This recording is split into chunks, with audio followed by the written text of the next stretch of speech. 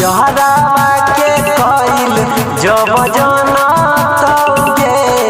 पियावा पलंगे पकना तो यहरावा के कइल जब जाना तौगे पियावा पलंगे पकना तो दूधावा के दूधावा के दही नहीं जमत पियावा पलंगे पकना तो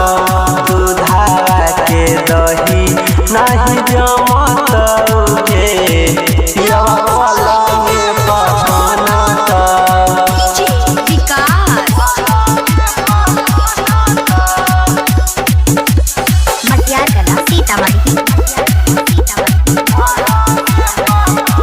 नैहर के कइल खेला पड़तौ ससुरा में भारी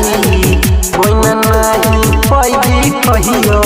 पिया जी के प्यारी गे जान नैहर के कइल खेला पड़तौ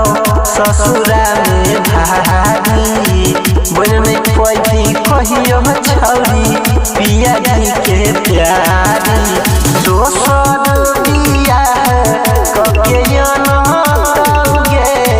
पियावा पलंगे पकना तो दोसर बिया कके तौगे पियावा पलंगे पकना तो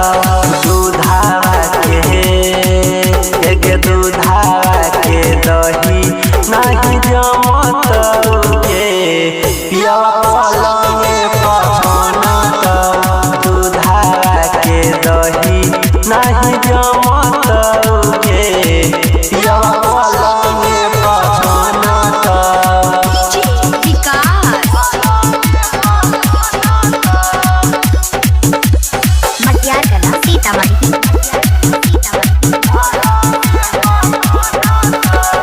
अनिल सोनी सागर जब होठ के लाली चूसे वही गे पुछतो जे भातार कथी छौरी तू बात वही गे सुना अनिल सोनी सागर जब छौरी होठ के लाली चूसे वही गे पुछतो जे भातार कथी सुन तू बात वही गे